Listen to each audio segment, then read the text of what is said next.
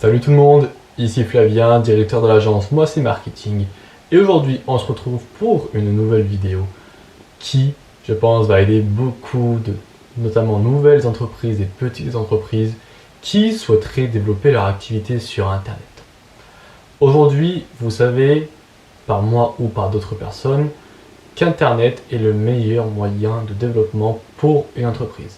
Et celle-ci, qu'elle soit à la base en ligne, bien sûr, ça va de soi, mais aussi physique. Aujourd'hui, il est indispensable que vous ayez ne serait-ce qu'une trace sur Internet. Ça, vous l'avez bien compris. Mais le problème, c'est que quand on veut se lancer dans le monde d'Internet, on se pose mille et une questions. Comment je dois faire? Est-ce que je dois faire un nouveau site web? Est-ce que je dois faire un processus de vente différent? Est-ce que je dois proposer de nouveaux produits?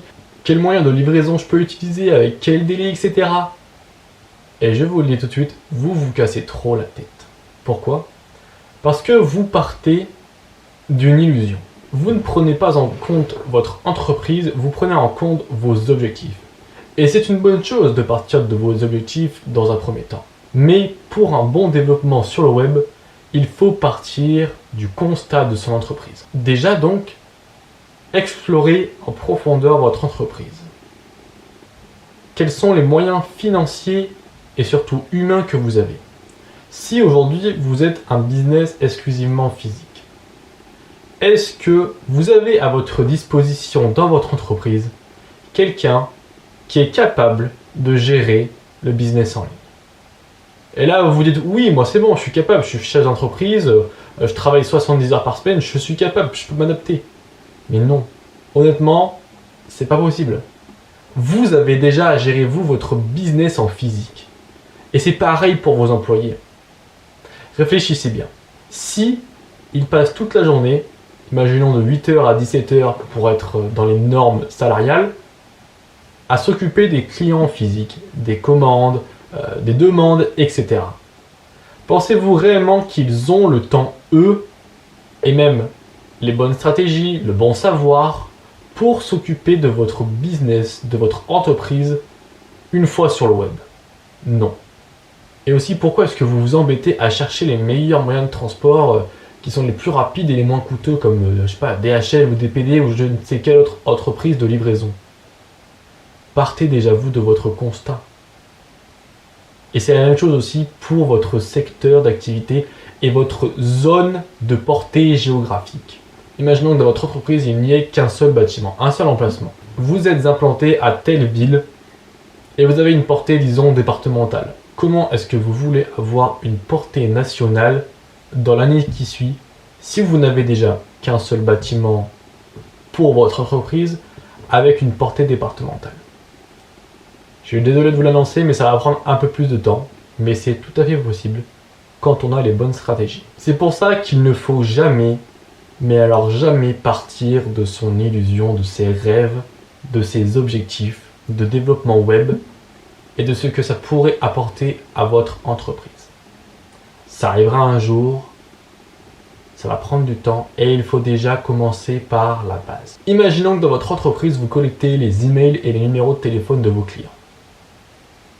Et que vous faites des publicités, que ce soit sur des panneaux d'affichage, peut-être un peu de publicité, que ce soit dans les foires ou même un petit peu de publicité en ligne dans votre département.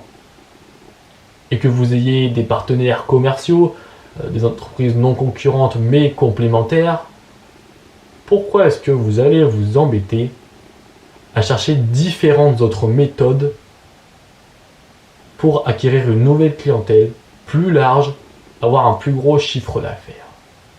Servez-vous déjà de vos points forts pour permettre l'expansion de votre entreprise. Pour revenir aux emails et aux numéros de téléphone de vos clients, faites de l'emailing.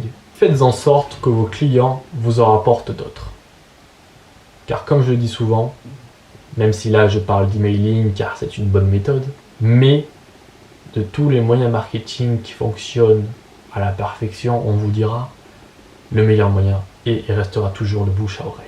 Une personne qui est votre client ou votre cliente, qui dit à une autre personne, oui, cette entreprise, elle est bonne dans ce qu'elle fait, elle a un bon service client, elle est toujours à l'écoute, sa priorité c'est les clients et pas l'argent,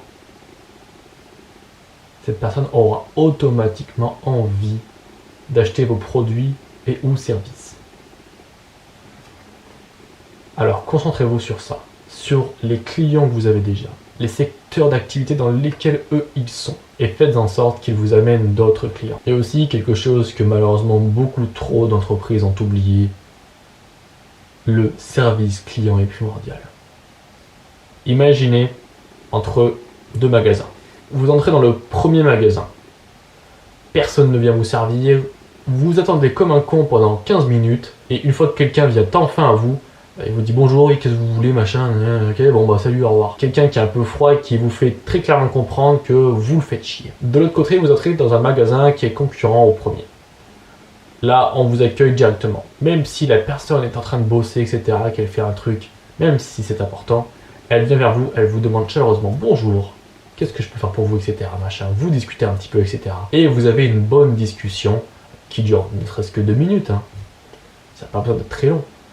Le client aura forcément envie de vous revoir, car vous avez été ponctuel, vous avez été respectueux, vous avez été souriant, et surtout, vous avez fait de lui sa priorité avant votre boulot autre, disons. Le service client est donc très important. Si vous n'avez personne à disposition pour s'occuper de la partie internet, vous voyez, si vous ne pouvez pas recruter quelqu'un qui s'occupe continuellement de votre site web, si vous, aujourd'hui, vous ne pouvez pas vous occuper du développement web de votre entreprise, confiez-la à une agence de marketing digital. La mienne, moi c'est marketing, c'est mieux, je fais sa petite autopromotion, mais c'est vrai quoi. Beaucoup d'entreprises ne peuvent pas aujourd'hui et ne savent pas comment développer leur entreprise sur le web. Et également, voyez si, à plus long terme, vous ne pouvez pas recruter quelqu'un qui s'occupe de votre site web, qui le mette continuellement à jour. Que ça, c'est pas forcément une entreprise de marketing digital qui pourra vous le faire. Imaginez que vous ayez 1 millier de produits à vendre. Il vous faut quelqu'un qui soit continuellement avec vous, que vous puissiez interagir à n'importe quel moment et toute la journée pour tenir à jour le site web. Car sinon ça va vous revenir très très cher avec une agence de marketing, il faut être honnête. Donc voyez aussi si vous ne pouvez pas recruter quelqu'un qui s'occupe de votre site web. Et en parlant de site web, est-ce qu'il est réellement nécessaire que vous proposiez vos produits sur Internet? N'est-il pas mieux que votre site web ne serve que de site vitrine et incite les gens à aller se déplacer directement dans votre bâtiment d'entreprise? N'est-ce pas là la meilleure solution? Si vous avez aujourd'hui des milliers de références produits et que vous ne pouvez pas recruter quelqu'un et que vous n'avez peut-être pas non plus forcément les moyens de faire appel à une agence de marketing digital, réduisez plutôt vos coûts et faites plutôt un site vitrine. Ce sera beaucoup mieux pour vous et votre entreprise, et dès que vous aurez les moyens financiers, vous pourrez passer sur un site produit où là vous pourrez continuellement mettre à jour les produits, etc. Voilà, je pense que j'ai à peu près fait le tour et je pense que vous avez compris, je l'espère, tout ce que je voulais évoquer dans le bon développement web d'une entreprise, qu'il ne faut pas partir de son rêve mais du constat de son entreprise. Ce serait comme vouloir bâtir une grande maison, une grande demeure, un château même, sans qu'il n'y ait les fondations essentielles. Et c'est la même chose pour un développement web. Partez du constat, voyez ce que vous avez dans les mains, vos points forts et ce sur quoi vous pouvez vous permettre des dépenses, une amélioration, pour pouvoir ensuite développer d'autres moyens par la suite. Mais ce n'est que la deuxième étape. Et aujourd'hui, si vous ne savez pas comment faire pour développer votre entreprise en ligne, j'ai déjà fait mon autopromotion, mais je la refais ici. Je suis directeur d'une agence de marketing digital qui se nomme Moi c'est Marketing, où au sein de l'entreprise, nous sommes spécialistes dans l'acquisition d'une clientèle via le digital et la création et le renforcement d'un univers de marque brandé. Car un client fidèle sera toujours prêt à plus dépenser et à revenir vers vous qu'un nouveau client. Merci à vous d'avoir regardé cette vidéo. N'hésitez pas à la liker si jamais elle vous a aidé. N'hésitez pas non plus à vous abonner et à vous abonner à nos réseaux sociaux. Je vous mets tous les liens en description. Et moi je vous dis à bientôt pour une prochaine vidéo. Au revoir.